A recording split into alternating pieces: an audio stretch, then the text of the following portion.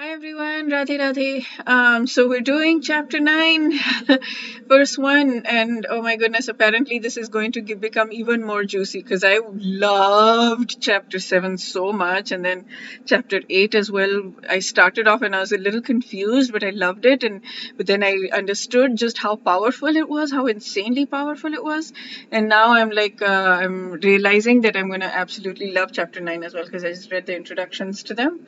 And okay, so let's sing the verse together. There is the commentaries of both of these are power packed in this chapter 9, verse 1. They are absolutely power packed. So we're going to have fun. Let's do this. Okay, let's sing the verse together.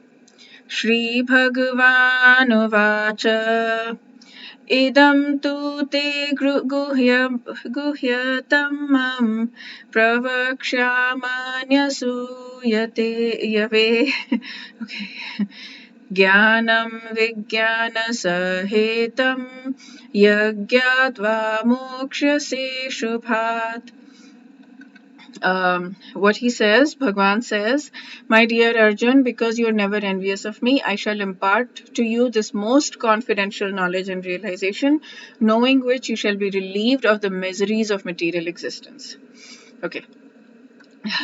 So, the more a devotee hears about the Supreme Lord, the more he becomes enlightened. So it's very important to keep hearing, hear from different people, hear lectures, understand this as much as you can be in the association of a devotee. You should be in that because that will help you in your spiritual growth a lot. This hearing process is recommended. Okay, so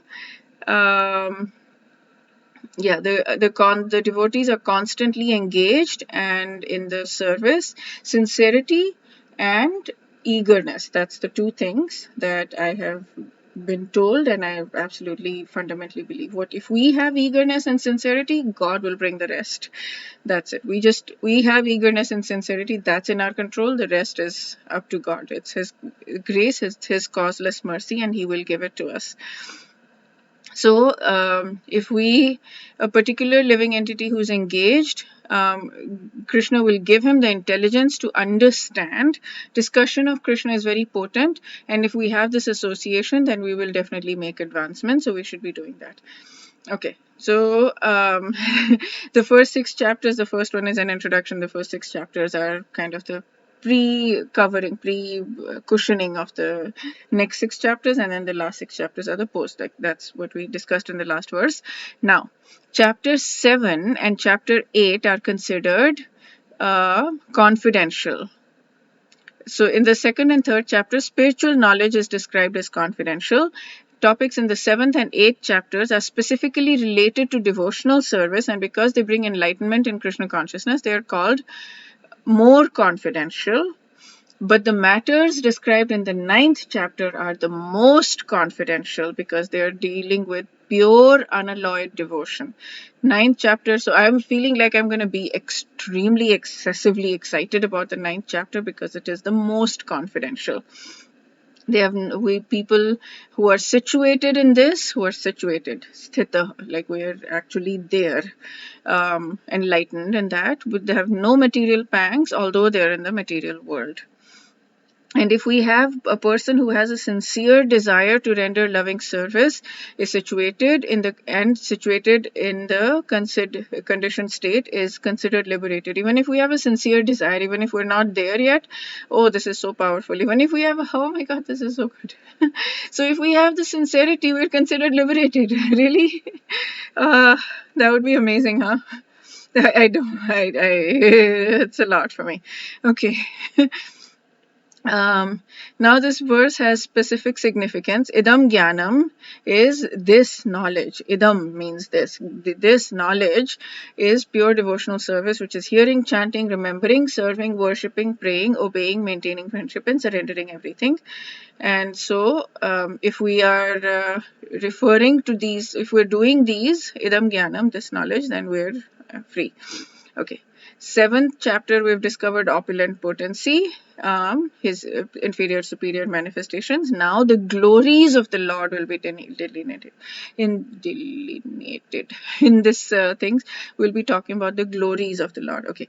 Now both Prabhupada, so this is perfect. This kind of dovetails into Swami Mukundanand's things, which is all both beautiful. So Anashuyave in this verse is very significant. It means everybody in general is envious of Krishna, and that's why we came on earth. We came because we were envious of Krishna at some point. So God said, okay, if you want to enjoy, instead of serving me, if you want to enjoy yourself, then fine, come.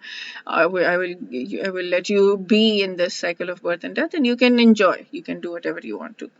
So envy, the reason people find chapter 9 difficult is because people are envious of Krishna, and Krishna is saying Anashuyave to Arjun that you are not envious, therefore I am telling you. Okay. So this is the most confidential knowledge meant for people who are not envious at all of Krishna. And yeah, it's perfect knowledge of Krishna. Once if somebody is envious, they will just not understand it. Why? Now he starts off by saying the same thing. He's revealing this knowledge because Arjun is non-envious. Because why? Because God is going to glorify himself profusely here. Okay, somebody who does not scorn. So he is going to, people are believing that he is going to be boasting, but that's not true. People will think, look at this egoistic person, he's praising his own self, but he's not doing that. Envious people cannot grasp that God doesn't need anything. So whatever he's doing for the welfare of the soul. So Jesus was like that too. Jesus said, I am the path and the way. Basically, he was saying that the path to God is the Guru, and he was saying, I am the Guru. But he was not saying it to boast, and people did not understand that. People thought that he was being boastful or egotistical or something. They did not understand that he was doing it out of compassion. He was saying it out of compassion for people, that you need a guru in order to get to God, and I am the Guru. So the envious minded people will not understand that. So yeah. So in the 2nd chapter, he explained about the soul, and 7th and 8th chapters about his powers. Now he is revealing knowledge, 9th and subsequent chapters, about his pure bhakti, which is guhyatam, or the most secret. Okay. Okay, that's it for this video. Wish you a day filled with lots of spiritual delights. Radhe Radhe.